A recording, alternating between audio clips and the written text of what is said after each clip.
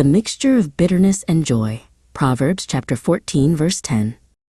Rain fell softly over the city, turning the concrete streets into rivers of reflected neon.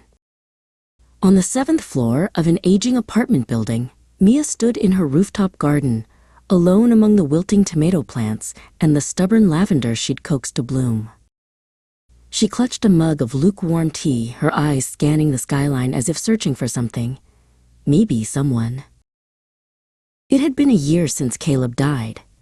People still asked how she was doing. Their voices dipped in that cautious sympathy that hovered around grief like fog.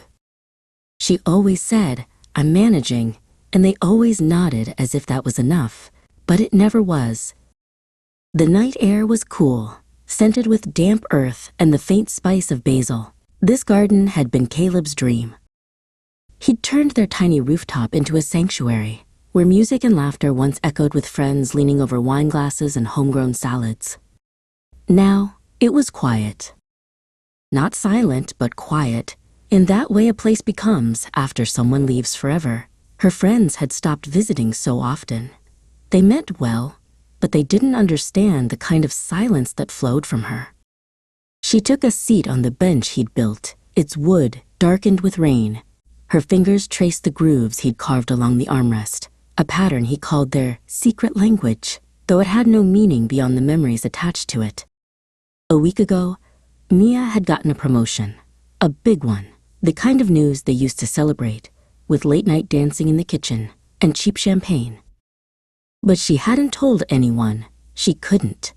The joy she felt when she opened that email had turned brittle in her chest the moment she realized he wouldn't be there to hear it. She remembered a verse Caleb had once quoted during one of their long, late conversations about the weirdness city life. He had always loved proverbs and poetry, stringing ancient words into modern life like thread through a needle. Each heart knows its own bitterness, and no one else can fully share its joy, he'd said, looking out at the city lights. Mia whispered it now, the words a breath against the wind. Each heart knows its own bitterness, and no one else can fully share its joy. Proverbs chapter 14, verse 10. Back then, she hadn't understood. She thought it meant sadness was lonely, but now she knew the second half was just as heavy. That joy could be just as isolating when the person you wanted to share it with was gone. A bird landed on the railing, shaking water from its feathers. Life, indifferent and relentless, went on.